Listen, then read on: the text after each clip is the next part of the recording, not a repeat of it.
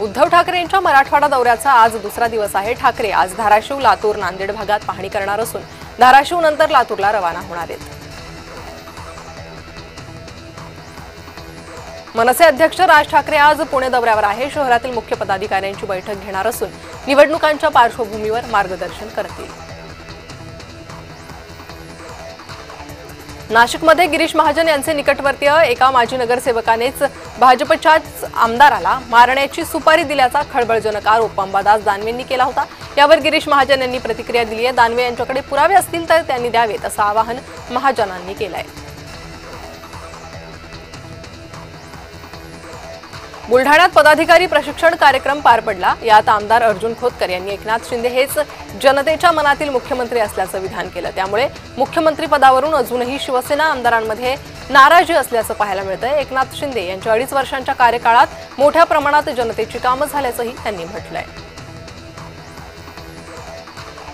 मुख्यमंत्री आणि केंद्रीय मंत्री नितीन गडकरी विदर्भाचे आहे, मात्र त्यांचं संत्रा उत्पादक शेतकऱ्यांवर दुर्लक्ष होत असल्याचा आरोप बच्चू कडूंनी केलाय। बांगलादेश सरकारनं संत्र्यावर आयात शुल्क वाढवल्यानं याचा विदर्भातील संत्रा उत्पादक शेतकऱ्यांना फटका बसलाय। त्यामुळे सरकारनं पॅकेज जाहीर करण्याची मागणी कडूंनी केली आहे।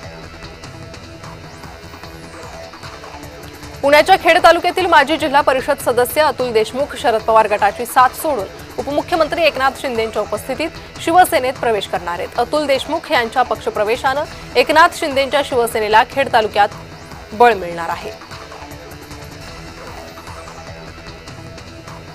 भंडारा जिल्ह्यातील तुमसर पालिकेच्या प्रारूप मतदार यादीत घोळ झालाय। हजारो मतदारांचे मतदार दुसऱ्या प्रभागात तर काहींचे नाव डबल आहे असा आरोप काँग्रेसच्या वतीनं करण्यात आलाय। त्यामुळे ज्या प्रभागात वास्तव्यास असलेल्या मतदाराला दुसऱ्या प्रभागात मतदान करावं लागणार आहे, तर निवडणुका घेण्याआधी निवडणूक विभागानं मतदार यादी दुरुस्त करायला हवी होती असा आरोप माजी आमदार अनिल बावनकर यांनी केलाय।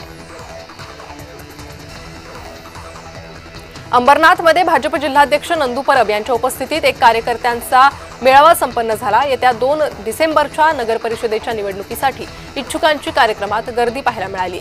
निवडणूक लढवण्यासाठी इच्छुकांची नावं जाहीर करण्यात आली आहे, तर नगर परिषदेच्या नगराध्यक्षपदासाठी 4 उमेदवारांची नावं आली आहेत। लाडकी बहीण योजनेसाठी अद्यापही निम्म्या लाभार्थी महिलांचं ई-केवायसी झालेलं नाही।